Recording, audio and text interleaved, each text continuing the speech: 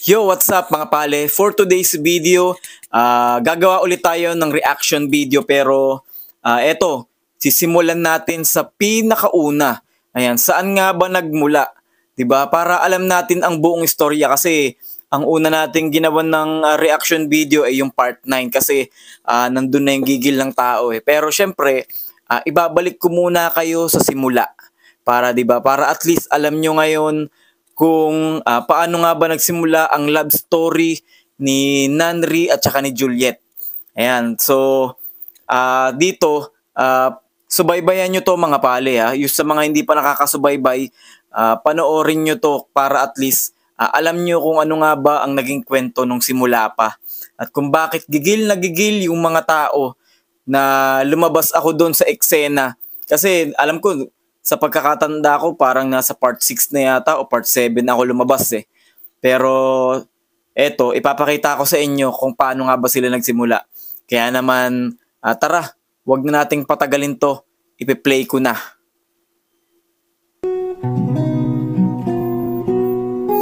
Pangarap ko ang ibigin ka, part 1. Sabi nila, ang great love daw ay yung taong sobrang mong minahal pero hindi naging sa'yo sa huli. Siya yung kahit lumipas ng napakahabang panahon pero nananatili pa rin siya sa puso mo at hindi mo siya makalimutan. Ngunit paano kung ang taong minahal mo ng sobra na matagal na wala ay muli mong matagpuan? Handa ka bang ipaglaban siya kahit naramdaman mong muli siya ay mawawala at magpapaalam sa'yo?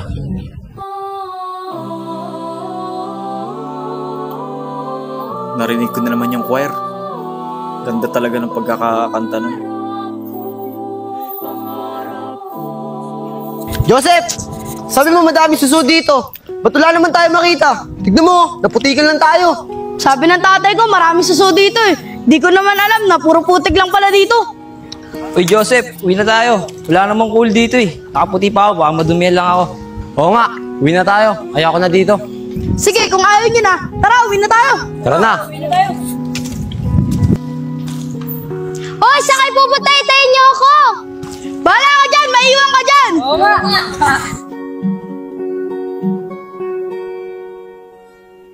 Yan, dyan nagsimula. Salamat Nanri, binalikan mo ako. Wala yun. Tara na. Tara. Oh, dahan-dahan ka lang ha. Baka madulas ka. Mahulog ka pa sa akin. Lah, corny. Bilisan mo. Naiwan na nila tayo. Oo nga eh. Oh, baka porket kapit mo ng kamay ko, kinikilig ka na sa akin ha. Lah, wala mong mangyari yun. Magkaibigan lang tayo. Bilisan nyo, baka butang pa tayo ni Juliet.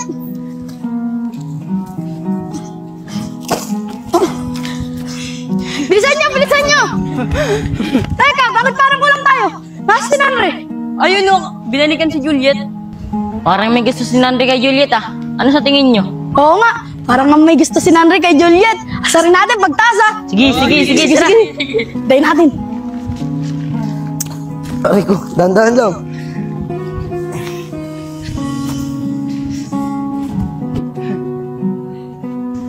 Oh, bakit kayo mga nakangiti? Wala lang. Para kasi kayo mag-shota eh. Kayo na ba? Uy! Uy, hindi ah. Magkaibigan lang kami ah. Kaibigan daw, pero sabay sila nagsalita. Bakit Juliet? Kaibigan mo naman din kami ah. Pero di namin kinakapit ang kamay mo. Oo nga, oo nga. Kahit talaga, puro kayo kalokohan. Tara na, umuwi na tayo para makaugusto tayo ng pa. Tara ka na, Nandri. Grabe, Ano pa yun tayo na, tara na. Lakas mong mga aning eh. Sko, ba't ngayon ka na nakalabas? Ned, bad trip eh.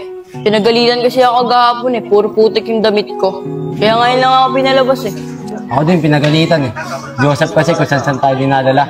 Pare-pares pala tayo pinagalitan eh. Sa susunod, pag ginaya tayo ni Joseph sa putikan, di nakasama. Oh, bakit kayo lang nandito? Nasa si Nandri sa si Juliet. Di nga namin alam eh. Baka magkasama yung dalawa. Ah, ganun ba? Tara, puntahan natin si Nandri sa bahay nila. Tara, Kevin. Tara.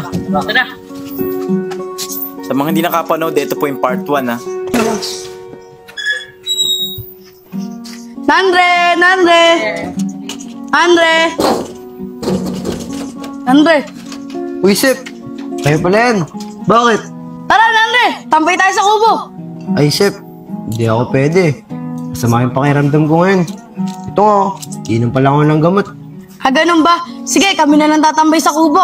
Pagaling ka, Nandre, ah. Sige, Sep. Agad. Tara na.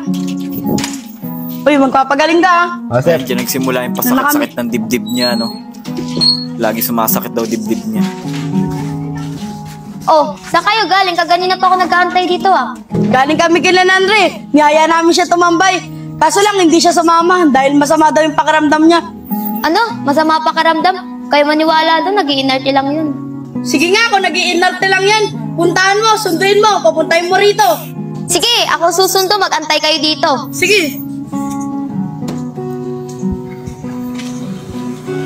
Kala niya talaga masusundo eh, no?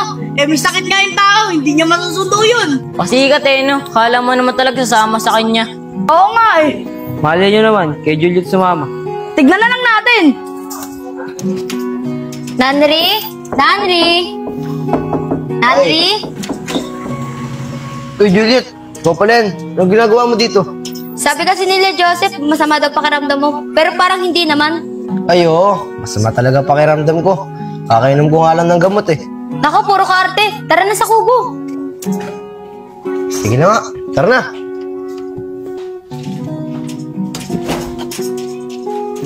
Sumama talaga yan. Ano, pustahan tayo, hindi niya masusundo yun, ano? Panalo ka na, Sep. Di naman niya talagang susundo yun eh. Ay, nasundo? Kala ko ba masama pakiramdam mo, Nandre, kaya hindi ka sumama sa amin kanina? Wala eh. Kinulit kasi ako ni Juliet eh. O hindi ah, sumama ka talaga ah. Oy, hindi ah. Kinulit mo ako. O hindi ah, mamaya maniwala yan sa'yo eh. Oy, kinulit mo O ako. hindi talaga, Oy, kinulit mo sinungaling, ako. sinungaling. Ay, sinungaling, Kinulit mo ako, oy. sinungaling. Sinungaling doon eh. Sinungaling. Di talaga. Oy, tama na yan. Alam nyo, yung ginagawa nyo, para na kayo magjowa. Di ba nga? Oo nga, oo nga. Oo ngayon naman, bigla kayong tumahimik. Magjowa ba talaga kayo? Magsabi naman kayo sa amin, oh. Oy, hindi ah. Kahit kailan, di ko papatulan yan. Kahit naman ako, di kita papatulan. Asa ka. Diyan na nga kayo, lakas niyo mong asar. Diyan nagsimula in denial kasi kayo pareho, di ba? La, di pa pala sila. Nag-break na agad. Gusto nila isa't isa pero pareha silang in denial. Nakaka-boring naman, kanina pa tayo walang ginagawa. May alam ba kayong gagalaan? Kasi ako, may alam akong gagalaan eh. Gusto nyo ba? Yang ka na naman. Sep, baka sa butikan mo na naman kami dalhin. Ayaw na namin. Oo nga, Sep. Ayaw namin dun. Kung gusto mo, ikaw na lang. Ayun nyo na, sayang. Sabi pa naman ng tatay ko, marami daw cool dun sa kabilang ilog. Sep, dati bang kalabaw tatay mo? Ang hilig nyo kasi sa putik eh. Hey guys, ang sarap naman ng tawanan nyo. Kalabaw daw. Tara, basketball tayo sa court. Yun sana, mas maganda pa yaya ni Nanre kaysa kay Joseph eh. Tara, sama na lang tayo kay Nanre. Tara. Tara. Dating kalabaw ba naman eh?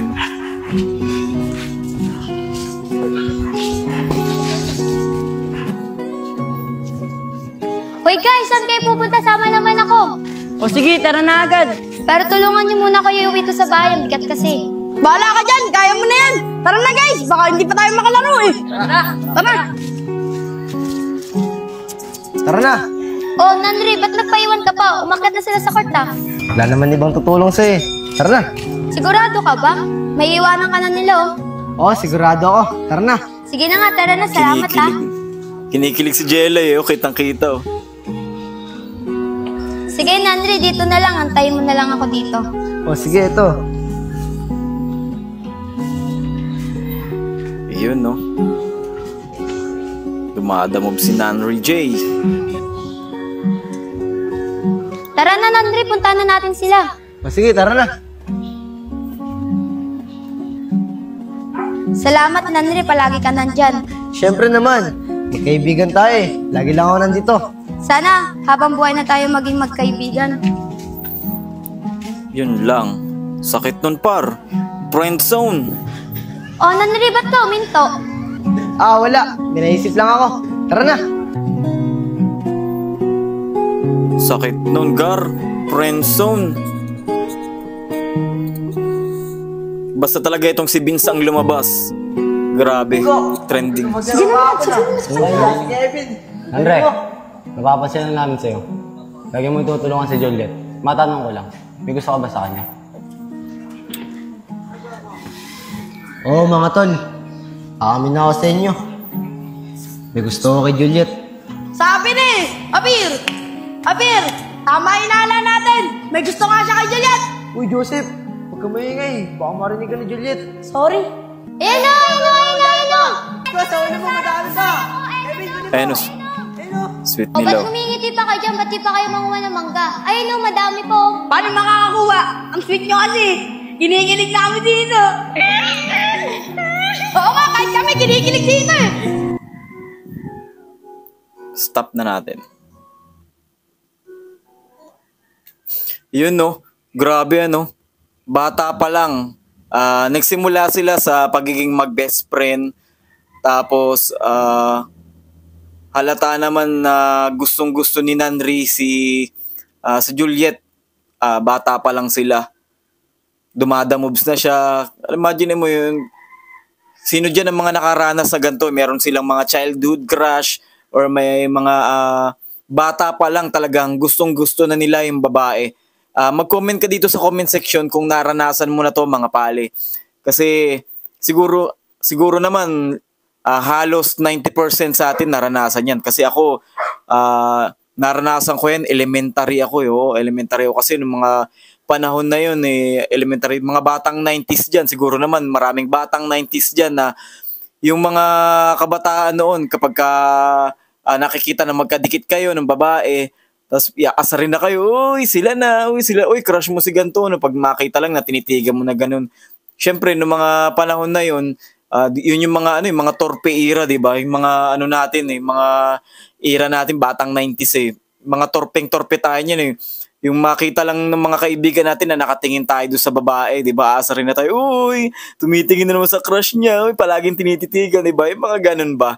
Kaya, nakakatuwa lang panoorin yung mga ganyan, yung mga batang, yung mga crush, uso yung mga crush. Pero syempre, sa mga ganyang edad, advice ko lang sa mga kabataan ngayon, okay lang naman na magkaroon ka ng crush, okay lang naman na magkaroon ka ng inspirasyon, basta palagi nating uunahin ang pag-aaral natin mga pale. Yun ang advice ko sa inyo ha. Wag niyong papabayaan ang pag-aaral nyo. Walang masama dyan, walang masamang magmahal, walang masamang magkaroon ng crush kahit bata ka pa. Basta unahin mo lang yung priority mo. At saka bilib na bilib ako dito. Wait natin yung part 2. Abangan nyo yan mga pale. Yun lang, maraming salamat.